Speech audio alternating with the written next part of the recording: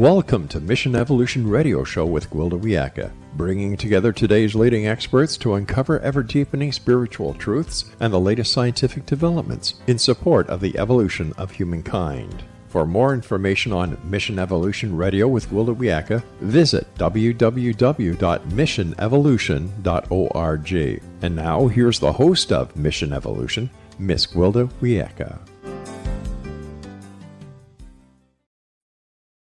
Welcome. I'm so glad you can join us on Mission Evolution, where we bring the latest knowledge from today's leading experts to support your evolutionary process. I'm your host, Gwilda Wiyaka. This hour, we'll consider evolving technology. Is it a blessing or a curse? Technological advances are exploding on every front.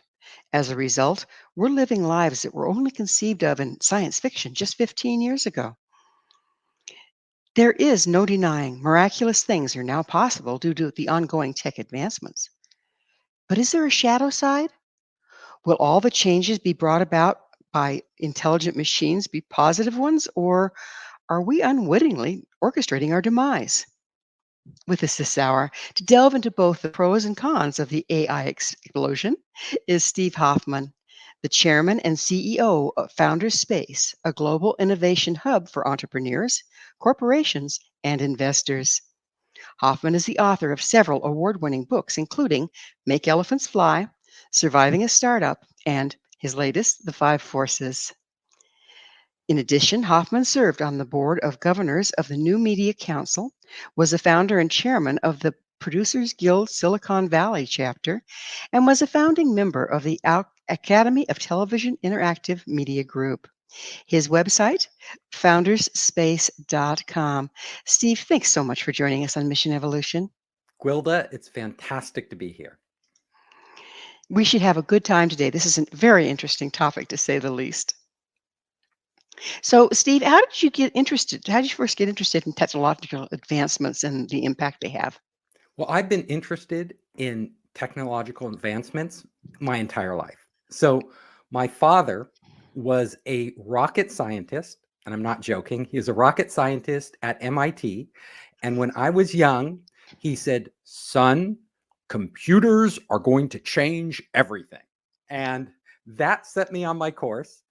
And throughout my life, I've always been experimenting at the crossroads of culture, technology, and society. Like what benefits does this rapid technological advancement that we're experiencing right now have on society, and what are the perils that we have to watch out for? Well, that's some interesting topics because we're like a heck-bound train. We're doing all these advancements, and I don't know how closely we've looked at what are going to be the shadow side of all that. We have not. So we are moving so fast right now. And governments around the world, they don't want to stifle innovation. So the last thing they want to do is put the brakes on this, because they want their economies to grow. They want to maintain a lead, a technological edge. So they're pushing and pushing, and corporations are pushing. But we don't fully understand what this technology can do. And we can go into that today. One of the things that I've noticed, of course, because I'm of an age, and I do fairly well considering, but about half the population, when you consider the baby boomers and everything else, is kind of getting left behind. They struggle a lot with everything going, online and this and that. Have you seen that, and do you think that's part of the impact? That is definitely part of the impact. So we're seeing a massive accumulation of wealth among a very small minority of people around the world. And those tend to be the people who control the technology, who control the corporations that are growing like crazy because they're using new technologies to reshape our economies. So take Elon Musk, for example, and the amount of, $54 billion, like controlled by one person, can step up and he can just buy Twitter or other companies at will. This is an enormous amount of power in very few hands. And then these people will be deciding our future for the most part. Well, what kills me is I'm sure we all have had the battle between human and the algorithms. You're trying to get, just something as simple as social media to not block you out because their algorithms have mistakenly decided that you're doing something wrong. I wonder how much that impacts us on every level at this point because it's so invasive in our lives. Well, we haven't seen anything yet. We're just at the very beginning of what these algorithms can do. So, what I talk about in my book and I go deep on is how this technology is penetrating everything we do. So if you look at our machines today, whether it's the phone in your pocket, whether it's your smart robo vacuum, whether it's tools you're using at work, platforms you're using at work, or to socialize on, all of these are getting smarter, and not by a small margin. They will be getting exponentially smarter. So a lot of the decision making that we make today and take for granted, we are going to be delegating to our algorithms. And why will we do this? Well, because they'll be so effective. So just think of a few things. Like if you go to watch Netflix, it is constantly monitoring everything you watch, how long you watch it, and gathering this massive amount of data, not just on you, but on all the users like you. And then they are making predictions about what you should be watching next. So instead of getting it from other sources, from friends or other people, we're having an algorithm basically feed us what that algorithm thinks we should watch next. And a lot of times we just accept that as the default. And if you And look, that's a scary thing, isn't it? Because we aren't making our own decisions, and it's been proven, psychologically proven, that what we're fed via the television or the internet has huge impact on our belief systems, our reality, our decision making. And you're telling me that a absolutely. machine is feeding me what I see next? That's pretty frightening. Well, when it comes to what movie I'm going to watch, not such a big deal. But when it comes to what articles I'm reading, what videos I'm consuming, we've seen the impact. Misinformation can spread very rapidly over the internet. And these algorithms, like what Facebook have, actually reward misinformation because the more sensational and unbelievable the headline on the article or the video, the more often it's shared. So the algorithms are actually making certain problems in our society, especially the spread of misinformation, worse, not better. And then we have to look at other things because, we're going to be using algorithms at our work to do our job better. So algorithms are going to be making the decision, should I fire this employee? Well, in the future, we'll have an algorithm analyzing everything that employee does and making recommendations, whether a person should be promoted, whether they should be fired. We will have algorithms helping us decide who should we date, because nobody wants to go on a bunch of bad dates. If an algorithm can look at all the data and find you a much better match, a much more likely outcome, well, people will defer to the algorithm instead of randomly shooting. But what you're telling me here, it takes me back to the fact that unless I've missed something along the way, machines and algorithms don't have a heart. They don't have gut level instinct. And yet they're making decisions that 50% of that decision should be based on heart, compassion, spirituality, and a gut level instincts, our intuition. And that's totally absent. What It's impact is that going to have? completely absent. What they have instead is algorithms are incredible pattern matching machines.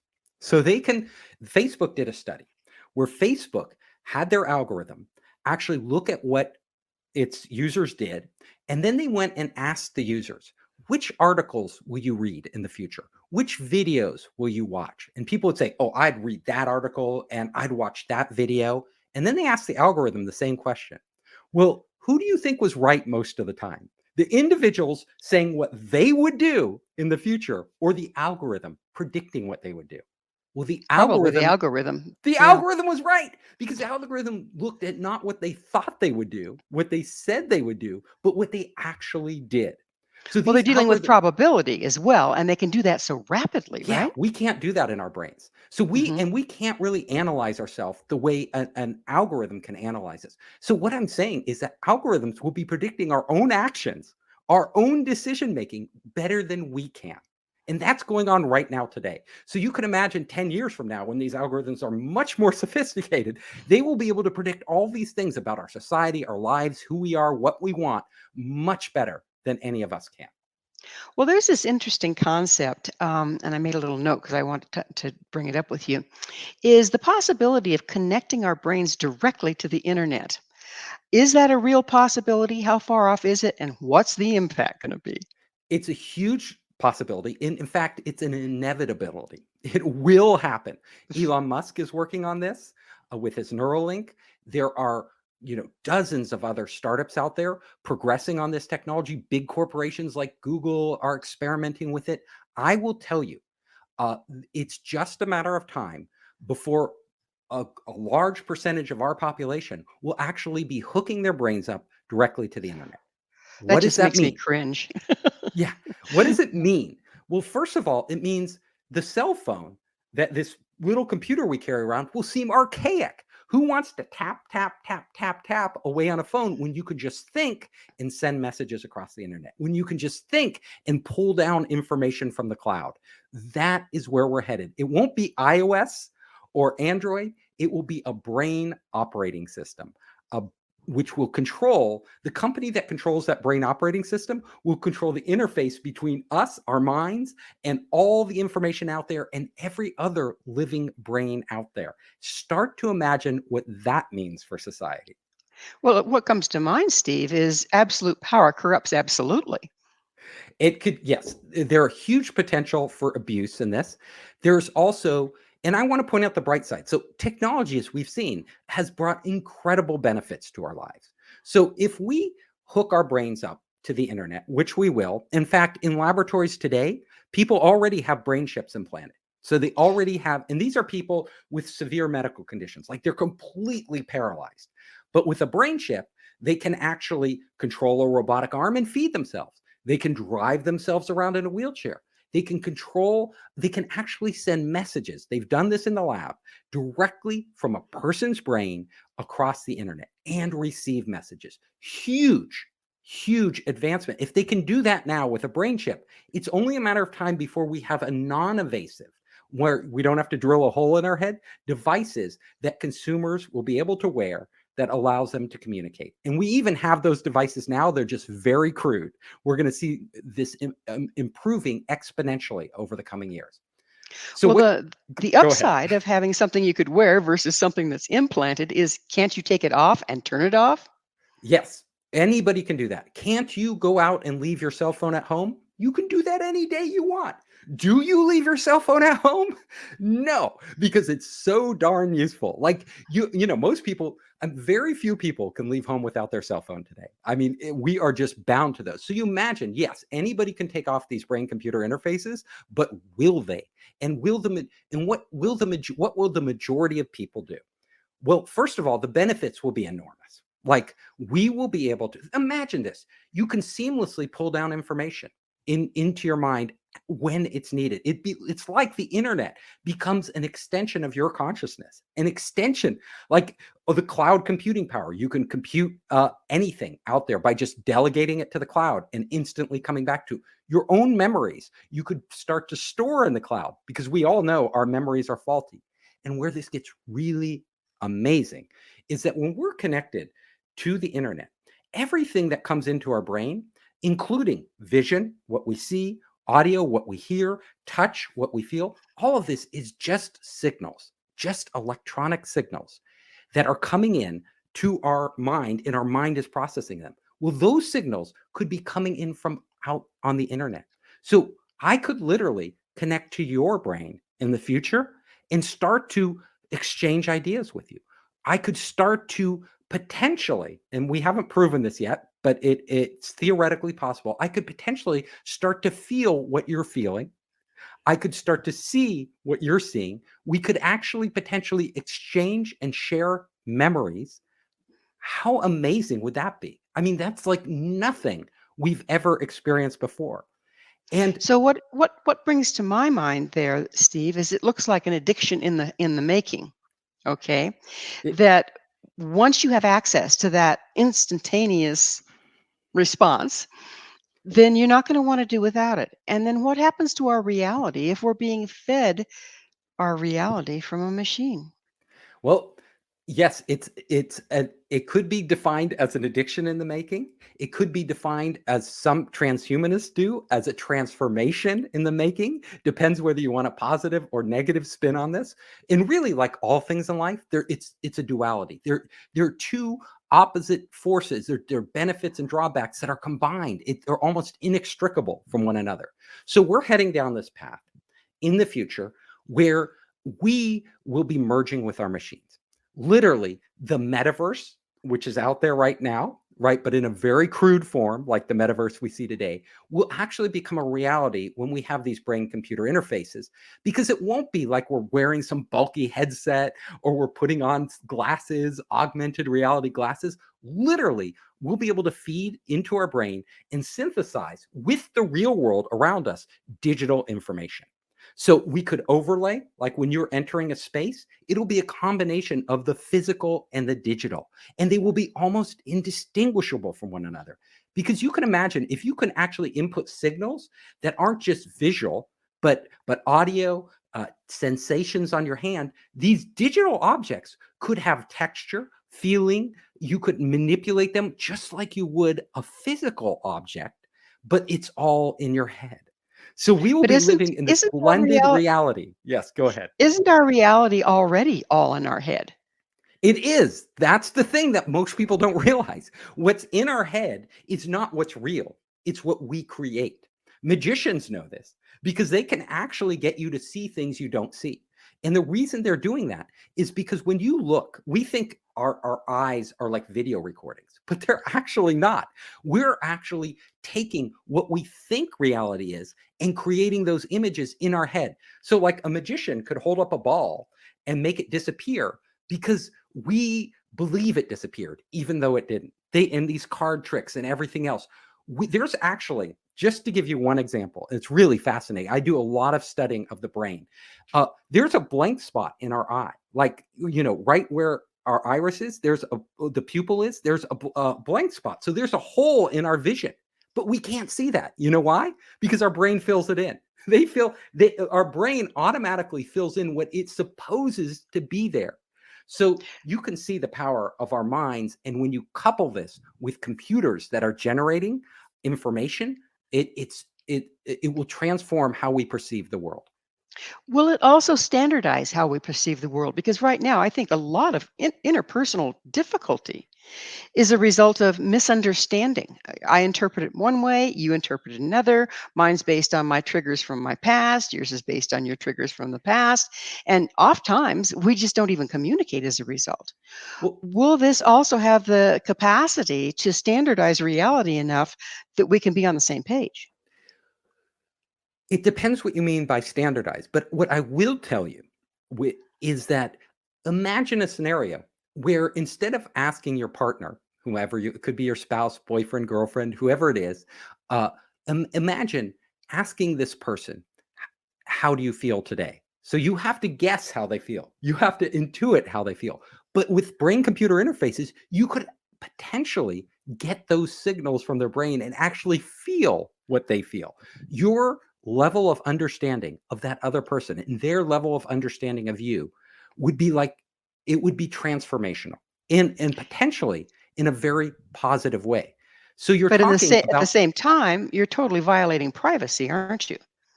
Right. So there's two sides to this. So one is it could bring the world together. Like misunderstandings, both on a personal relationship, but on a social, if all of humanity is being plugged into this giant network, we could start to see ourselves not as individual people, not as individual nations or tribes, but as part of one collective consciousness, that where all of our actions are actually joined. And that could create a new type of harmony, almost a nirvana on earth.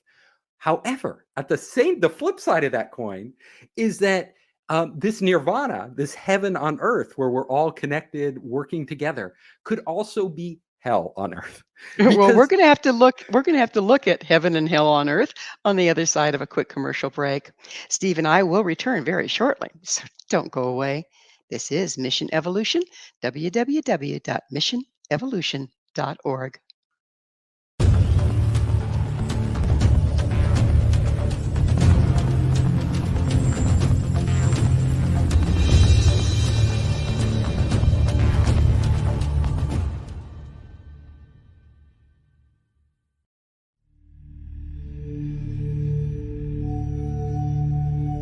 you enjoy paranormal, sci-fi romance, yet find yourself tired of the same old themes and storylines? Then you won't want to miss Kahira O'Donnell's latest exciting release, To Taste You Again. Alien Lord Kane McKean knew the moment that his destined mate was born. He watched from afar, waiting for her to grow from child to woman. However, before she was old enough, she was stolen from her home world by flesh pirates. Kane searched 10 long years to find her held in a suspension chamber, a 10-year-old girl in a woman's body. He rescued her and swore to give her time to grow up, but with his very life depending upon winning her as a mate, has he waited too long? Get your copy today. To Taste You Again by Kahira O'Donnell is now available on Amazon or KahiraO'Donnell.com.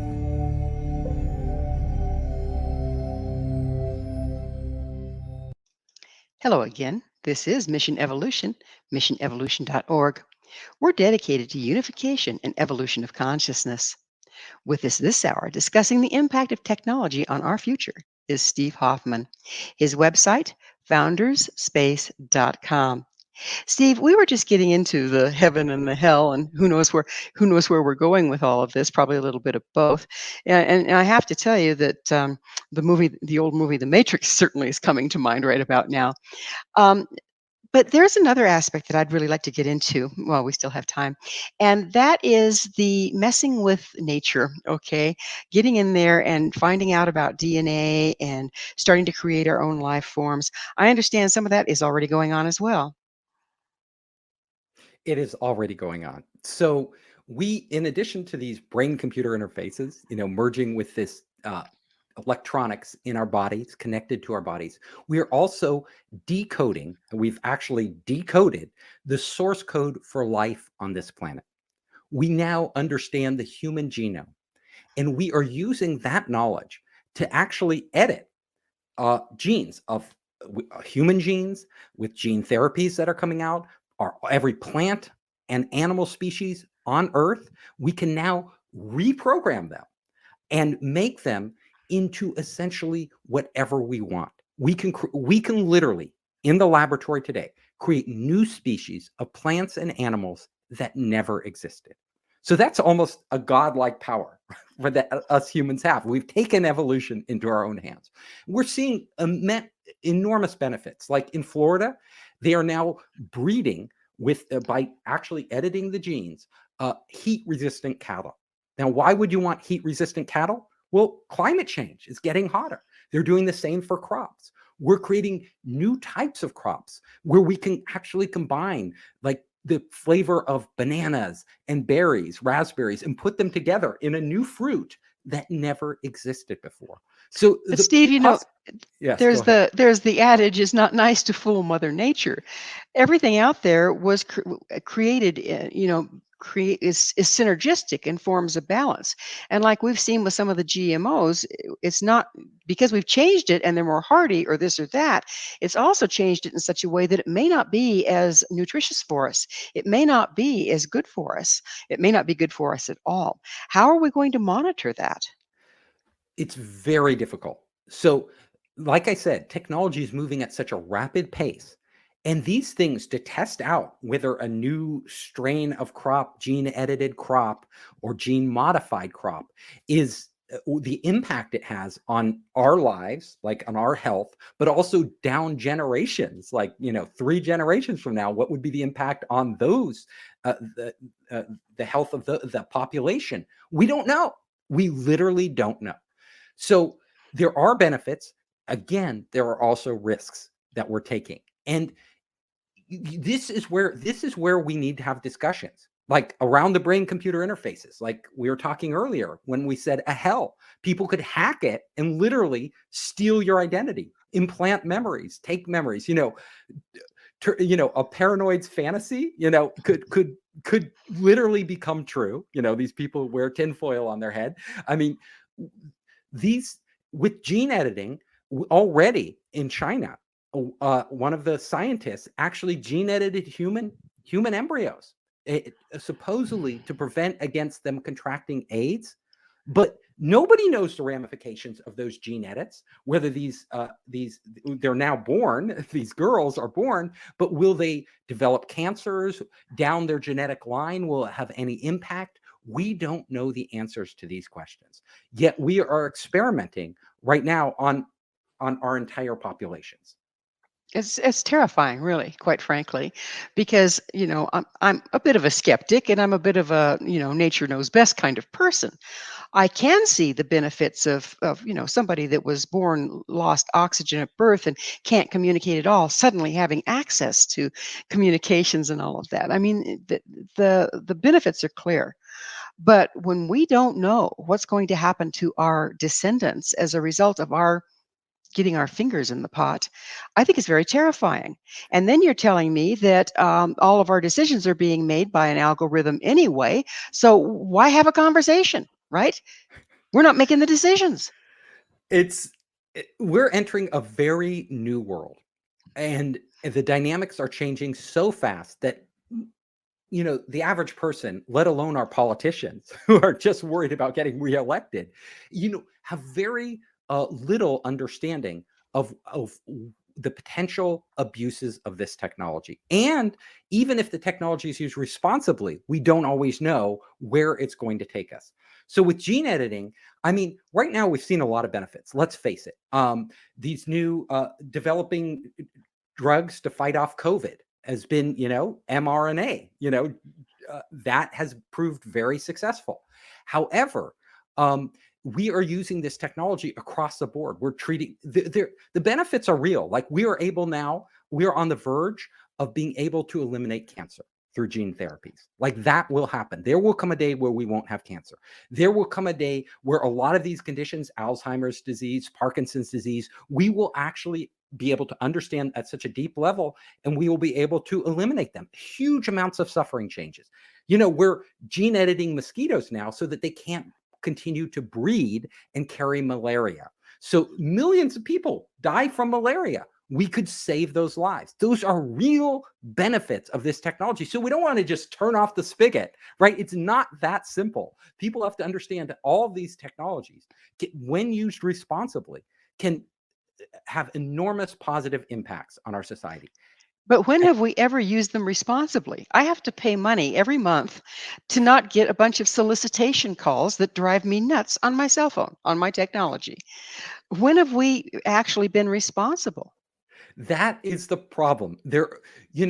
Like all things in the world, there are people there who genuinely will use these technologies responsibly. We can look our lifespans. We have extended our lifespans through technology.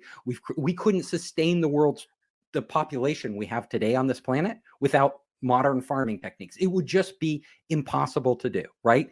So there are lots of benefits. Standards of living have been rising around the world. We have brought hundreds of millions of people out of poverty, and that trend continues. So there are positive impacts. We don't want to, it's not black or white. That's the problem. If it were black or white, if it were all negative, then we could just say don't do it. But it's not. So what we have to do is, and this is the challenge we face as a society, as a people, is figure out where will the worst abuses happen and how can we balance these out with really smart planning, with smart regulations, not overregulate, not underregulate, with social discussion on the responsible use of these technologies. So like the discussion we're having today, should we edit human embryos? Should we be able to gene edit? Should parents be allowed to pick? Right now, you can actually pick the eye color and hair color of your baby, not through gene editing, but just by picking the right eggs and actually matching them up. They can do that now with in vitro fertilization. However, and that used to be considered an anathema, and today we accept it, right? But is that right? And when we go further, when certain groups of people with money can actually use the latest technology to make their children substantially smarter, substantially healthier, less risk of cancer, less risk of disease, potentially extend the lifespan of certain segments of our population. Should we be doing that? Is that something we want? And who should have access to that technology? Should it be the Elon Musks and Bill Gates of the world who have unlimited pocketbooks, or should it be the mass of the world? And what does it mean once we start editing our genes and actually start transforming the human Homo sapiens, right? We could become an entirely new species, like in the future. And whose children are those species? What does that mean? It's a dilemma for sure, and it's a moral dilemma, really, because again, I like to point out that if the algorithms are making our choices anyway, what does our input mean? Right. And that's the question is, what should we delegate to algorithms? We are facing, right now there's the war in the Ukraine, right? A lot of the future wars will be fought by algorithms, not humans. So Oh, right now, this is primarily still a human war. But in the future, think about it. Two fighter planes are coming at each other, right? One is controlled by a human, another is controlled by an AI. Who's going to win? The AI is going to be much better at predicting what will happen and making instantaneous decisions, right? About how to shoot down the other plane. Drones, right? Already we have humans flying drones, but algorithms will be flying all our future drones. Algorithms will be running our tanks, firing our missiles. Algorithms will be doing everything in the future. The country with the smartest algorithms will win. Now, so far, so I want to say, so far, we've had humans intervene, right? So humans have to make the final decision when a drone strikes, right? But when two AI powered robots are going against each other, whether it's drones or tanks or missiles or whatever, there's no time for a human to intervene. There's no time for a person to make that decision. They will have to decide so quickly that we will have to take off the safety precautions. And that's when it gets scary. well, you mentioned that we might be breeding more intelligent people, but aren't we actually also running the risk of breeding mentally lazy people because it's being done for them? Everything is being done for them. Yeah, well, right now, there's two ways to view technology. Technology can enhance our current intelligence and make us capable of accomplishing and doing more in this world. But artificial intelligence can also replace us. So there will become a point. Absolutely. It's just a matter of time in the future. And it won't happen tomorrow. It's still a ways out. But where our machines can do literally everything we do better than we do it ourselves. Right? They can do any job, whether it's being a lawyer, and they have algorithms now that can write law, they can write legal agreements. Whether it's being a doctor, they have robotic surgery. Da Vinci is one of these robotic surgeons. Now humans are still controlling them, but soon they can be entirely automated by really, really smart algorithms. Whether it's any job, in restaurants now they're having robots serve people. At a certain point, when will we not be needed? And what does it mean for the human race? Like when we don't have to do anything, what, yeah, like you said, are we going to become incredibly lazy? What is our purpose in life? Those questions we have to think about. And hopefully before the decision's already been made. I mean, I see young kids that are so dependent on their phones that they never look at reality. And you're telling me that this is just on a heck-bound train that is moving forward so quickly that we really can't mitigate it.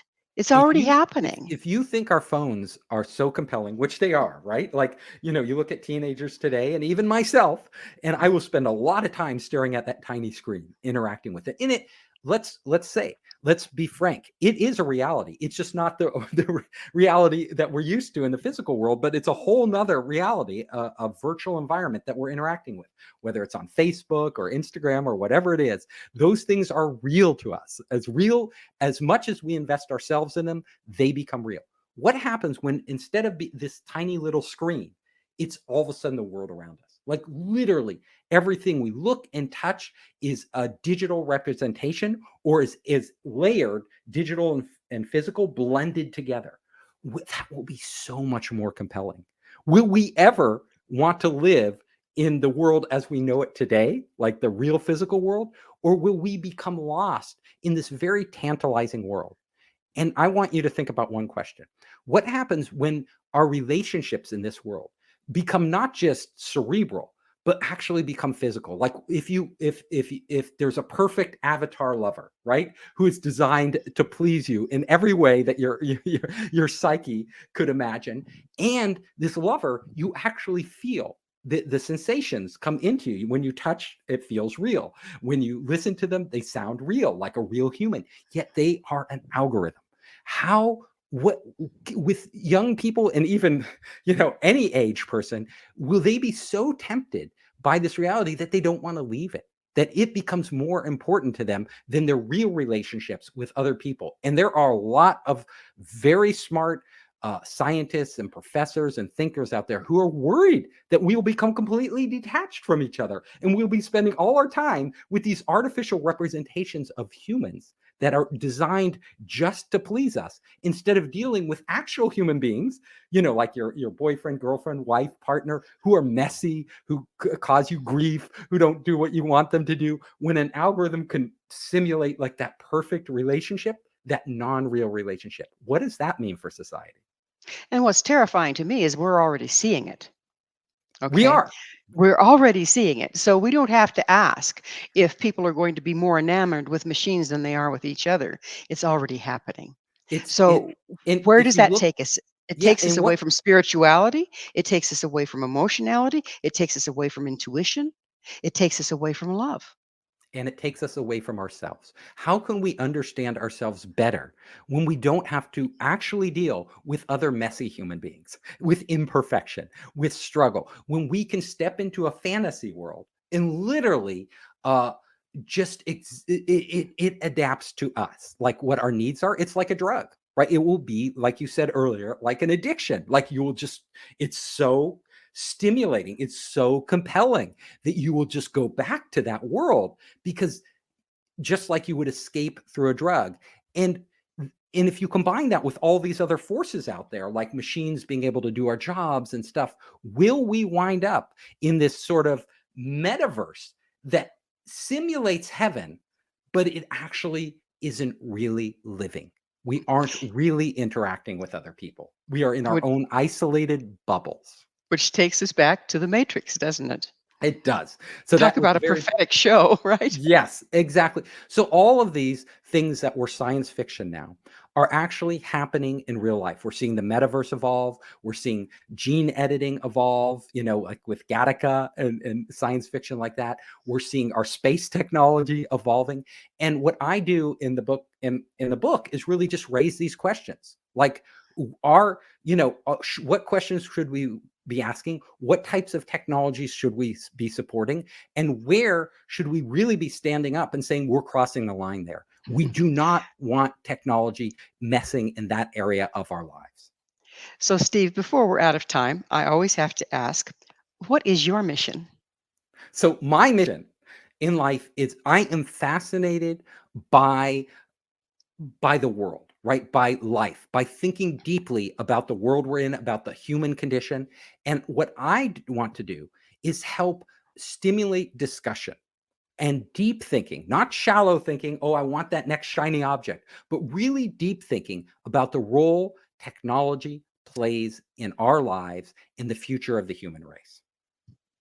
So, Steve, again, we're just about out of time, but what's your vision for the future of man and woman and technology? Well, like all things that we've seen, from the nuclear bomb to the computer, through everything we, invented, the gunpowder, fire, they can be put to very good uses, very productive uses, and very negative uses. And usually, my vision for the future is that it won't be black or white. It won't be totally negative and totally horrible, and it won't be totally utopian. It's going to be somewhere in between. But what we want to make sure is that this technology is exponentially more powerful than what came before. Like, decisions we make now will have much bigger ramifications on the future than technological decisions we've made in the past. So I want to make sure that we guide society, that all of us together can come to a collective understanding of what's good for us by really thinking this through, and take us in a more positive direction. It'll never be totally positive. There are always going to be risks and downside, but we can steer the ship. This ship isn't out of our control. We have created this world. We create the technology. We are the drivers. We are still in control. We need to use that. Beautiful vision, and a very accurate one, because it is never one or the other. It's always a combination. And I think coming out of polarization, we'll become more enlightened. We will. And Yeah. honestly, It's we can't put the genie back in the bottle. that's a Technology, fact. it's going to progress. It's Yeah. here. We are going to keep discovering new things. We can't say become Luddites and say just shut it all down. Like Well, that's not Steve, realistic. unfortunately, we are out of time. Thank you so much for coming on the show. Thank you, Gwilda. Our guest this hour has been Steve Hoffman, author of The Five Forces, a book revealing how technology is unleashing forces that will forever alter our lives. His website, foundersspace.com. This has been Mission Evolution with Gwilda Wiyaka. For more information or to visit past archived episodes, visit missionevolution.org. Please be sure to join us right here next time as this mission continues, bringing information, resources, and support to an evolving world.